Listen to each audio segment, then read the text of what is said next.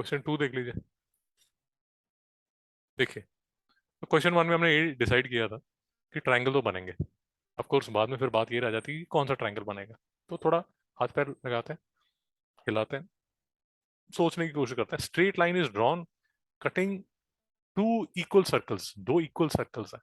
Equal circles मतलब radius same है, radius same है, and passing through the mid point M. ये mid point M of the line joining their centre O and O dash. फिर से देख लीजिए मिश्रा जी। दो सर्कल हैं, एक का सेंटर ओ, दूसरे का ओ डैश। ओ और ओ डैश को एक लाइन ज्वाइन कर रही है। वो जो लाइन है उसका मिड पॉइंट एम है। ध्यान तक समझ आ गया। फिर एक और लाइन ए डी है, वो कहाँ से पास हो रही है? एम से पास हो रही है। नहीं समझ में आया? क्वेश्चन तो समझ आ गया।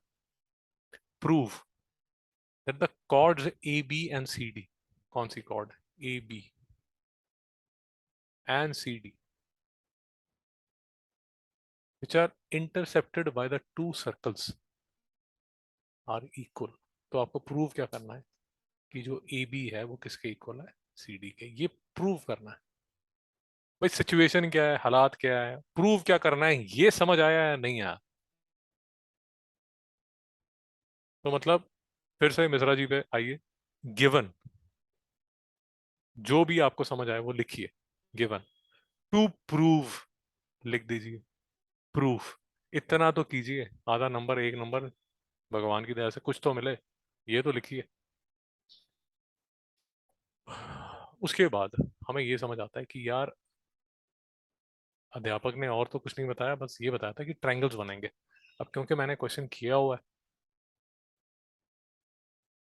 क्योंकि मैंने क्वेश्चन किया हुआ है, तो एक ट्रायंगल बनाइए ए ओ एक्स एम, और दूसरा ट्रायंगल बनाइए ओ डैश वाई एम। नहीं समझ में आया? एक ट्रायंगल ये और दूसरा ट्रायंगल ये। मेरी बात नहीं समझ आ रही मित्रों? नहीं समझ में आ रहा?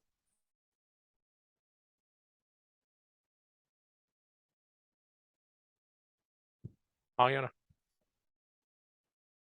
अब of course you can ask me कि आपको कैसे पता है यही ट्रायंगल बनाएगा? क्योंकि मैंने प्रैक्टिस की है।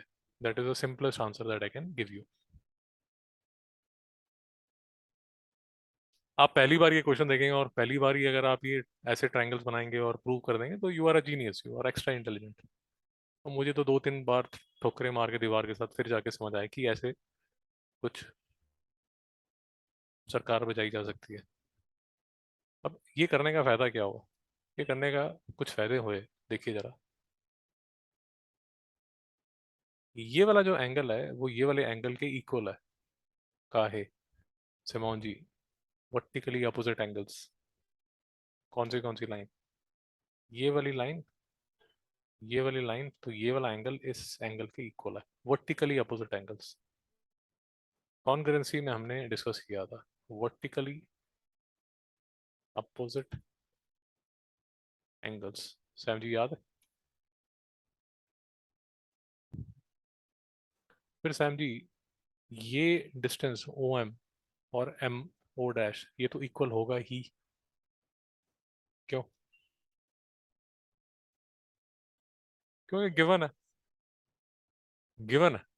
का है a straight line is drawn cutting two equal circles and passing through the midpoint M of the line joining O and O dash। तो M जो है वो मिड पॉइंट है किसका? Line joining O and O dash का। तो इसलिए जो OM है वो MO dash के इक्वल होगा। नहीं समझ में आया?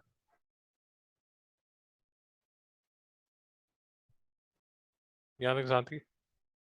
मैं कुछ एक दो चीजें और आपसे डिस्कस करूंगा, देखिए अगर समझ आता है।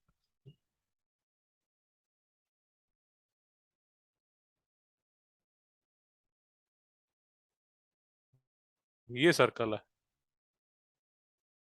और ये सर्कल है, दोनों के रेडियस इक्वल है। ये एक कॉर्ड है, ये दूसरी कॉर्ड है। नहीं समझ में आया? फिर से देखिए,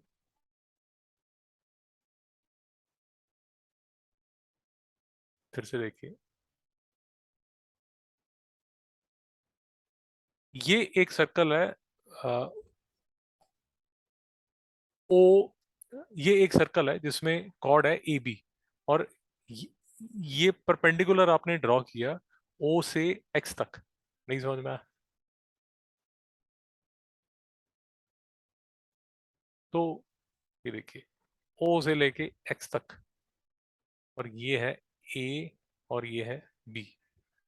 अब बहुत बार हम प्रूव कर चुके हैं, दोबारा नहीं मैं प्रूव करने वाला, कि अगर मैं ऐसे परपेंडिकुलर ड्रॉ करता हूं, ये इसके इक्वल होता है, ये इसके इक्वल होता है। ये बहुत बार प्रूव हो चुका है। नहीं समझ में आया? अब थोड़ी बात समझने की कोशिश कीजिए। ये रेडियस आर है, ये रेडियस आर है, ये रेडियस आर है, और ये भी रेडियस आर है। यहां तक सहमत है? यहां से एक परपेंडिकुलर ड्रॉ हो रहा है ऐसे, ये पॉइंट वाई है और ये सी डी है। मेरी बात नहीं समझ आई? तो हमारे पास एक चीज तो गिवन है ही है, कि ये जो है ये इसके इक्वल है। मेरी बात अभी तक नहीं समझ आई? ये तो गिवन है ही है।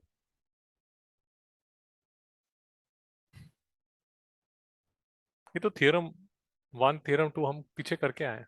मेरी बात नहीं समझ आई? इसमें तो कोई डाउट नहीं है। फिर से इस पे आ जाइए।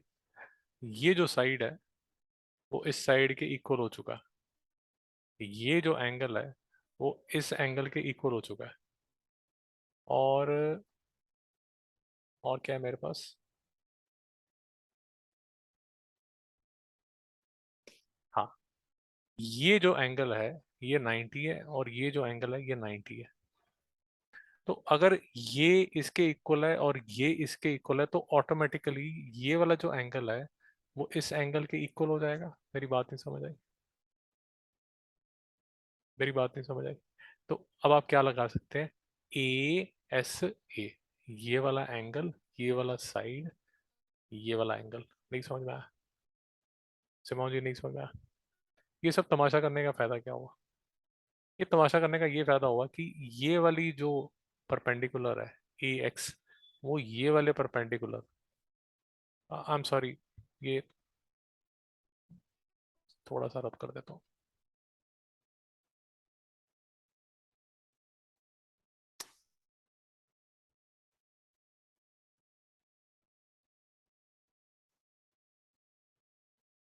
जो हमने अभी प्रूव किया, जो ट्रायंगल्स प्रूव किए, उसमें हमने क्या प्रूव किया? तो थोड़ा सा कचरा हो गया, तो मैं फिर से आपको दिखा देता हूँ। ये वाला ट्रायंगल इस ट्रायंगल के कॉन्ग्रुएंट है। उससे प्रूव क्या हुआ? कि ये जो ओ एक्स है वो ओ डैश वाई के इक्वल है, मतलब ये जो साइड है वो इस साइड के बराबर है। नहीं समझ में आया?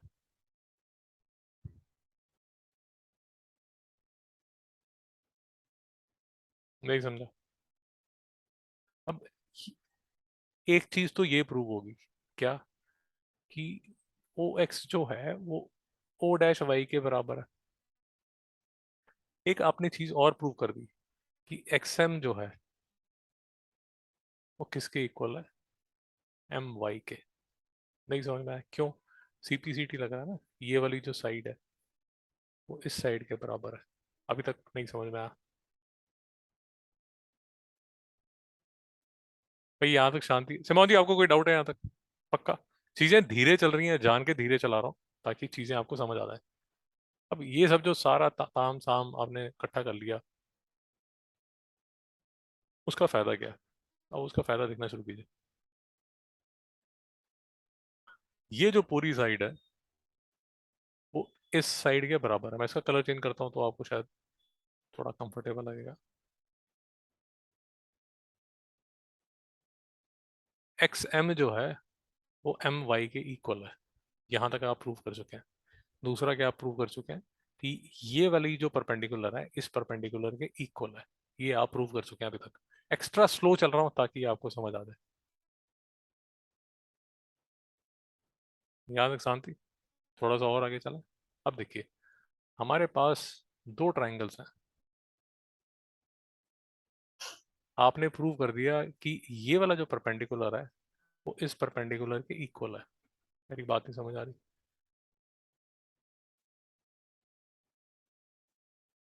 तो फायदा क्या होगा? थोड़ा ध्यान से देखिए। ये जो ए एक्स है इसकी लेंथ कितनी होगी? R square minus p square. यही समझ में आया? तो एक्स बी की लेंथ कितनी होगी? R square minus p square. यही समझ में आया? अब ये आर और ये पी प्रूव कर दिया आपने, तो इसकी लेंथ कितनी होगी? R square minus p square. और इसकी लेंथ कितनी होगी? R square minus p square. तो फायदा क्या हुआ? ए बी टोटल की जो लेंथ है वो क्या है? Twice of r square minus p square. और सी डी की टोटल जो लेंथ है वो किसके इक्वल हुई? Twice of r square minus p square. तो फायदा क्या हुआ? फायदा ये हुआ कि जो ए बी है वो सी डी के इक्वल हो गया।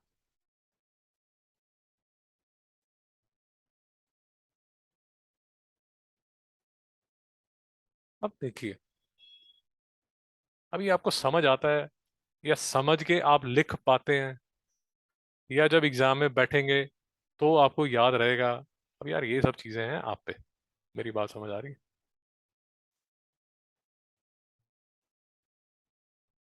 मैं जब नाइन्थ में था मुझे ज्योमेट्री कुछ नहीं समझ आती थी, मैं तो रट के जाता था, स्टेप्स मुझे याद होते थे और मैं लिख देता था। कई बार तो ऐसा होता था एक स्टेप याद नहीं होता था, मैं मिस करके, जैसे सुखी जी कर देती हैं ऐसे ही आरएचएस प्रूव करके, टीचर ने देख लिया ठीक है, नहीं देखा तो भी गाड़ी चल गई। उसमें कई बार पांच उठाओ पांच भी मिल लाते थे, क्योंकि टीचर को 40 पेपर चेक करने होते थे, मैं तो दो प्रूव करता था और आरएचएस लिख के आगे भाग जाता था, क्योंकि एक स्टेप भूल ही जाता था क्या था। अब मेरी बात समझ रहे हैं? जी बताइए।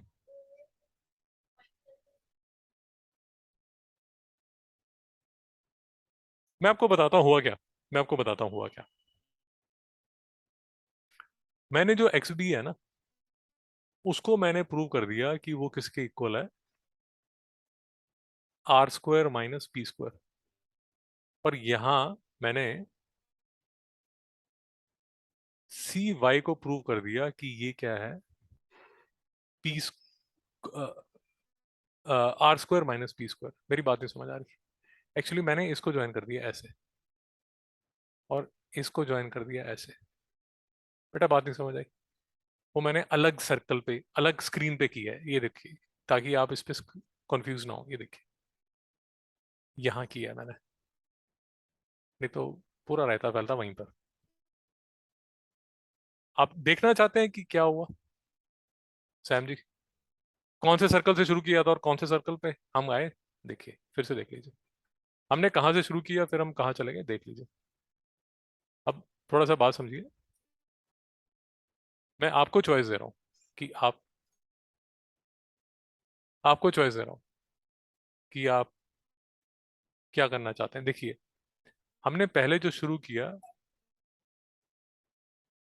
देख लीजिए, पहले हमने जो शुरू किया वो ट्राइंगल ओ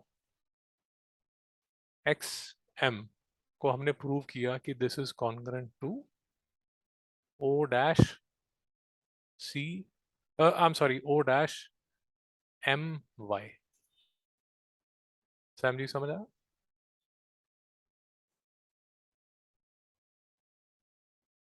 हाँ, ये वाला जो ट्राइंगल है, ये वाला जो ट्राइंगल है बेटा, वो हमने प्रूव किया कि इस ट्राइंगल के कॉन्ग्रुएंट है। पहले हमने ये प्रूव किया। क्यों प्रूव किया? ताकि हम ये प्रूव कर सकें कि ये पी परपेंडिकुलर इस पी परपेंडिकुलर के इक्वल है। बेटा मेरी बात समझ आई? ये प्रूव करने के बाद हमने क्या किया? हमने क्या किया? हमने ऐसे इसको ज्वाइन कर दिया और ऐसे इसको ज्वाइन कर दिया। बेटा नहीं समझ रहा? इससे हमने क्या निकाला कि ये ओ बी तो आर है, ये पी है, तो एक्स बी जो है वो क्या है, r square minus x square. और ये सी वाई जो है ये क्या है, r square minus x, r square minus p square. मैं एक्स स्क्वायर क्यों लिख रहा हूँ?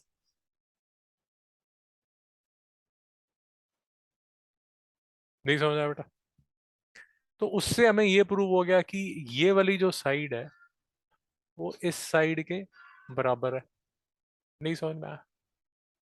और ये तो हमें ऑलरेडी पता है ना कि ये वाली जो साइड है वो इसके इक्वल है, और ये वाली जो साइड है वो इसके इक्वल है। तो ये टोटल ए बी जो है, इसकी जो टोटल लेंथ है ये कितनी होगी, twice of r square minus p square. और सी डी की टोटल जो लेंथ है वो कितनी होगी, twice of r square minus p square. बेटा नहीं समझ में आया? और बीच में अगर आपको याद होगा, वो बाकी आपके साथी सारे सोए हुए हैं, हमें उनको और डीप स्लीप में नहीं लेके जाना चाहता। एक हमने और चीज प्रूव कर दी थी कि ये जो एक्स एम है ना, ये वाला जो एक्स एम है, तो ये एम वाई के इक्वल है। बेटे बात समझ आ रही है?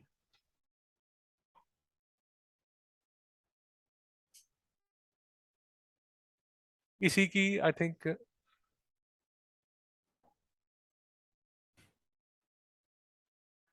अगर आपको ये कंफ्यूजिंग लग रहा है, इसका जो शॉर्ट फॉर्म है वो आपको ये क्वेश्चन 2 मिल जाएगा। जी बताइए। कौन? वो हर बार जब भी आप उस लेक्चर में आएंगे तो वो दिखाएगा ऐड। क्वेश्चन समझ आया नहीं आया? पक्का समझ आया? तो ट्विस्टिंग टर्निंग स्टोरी है, ट्विस्टिंग टर्निंग स्टोरी है मैडम, यूट्यूब की नहीं, क्वेश्चन की।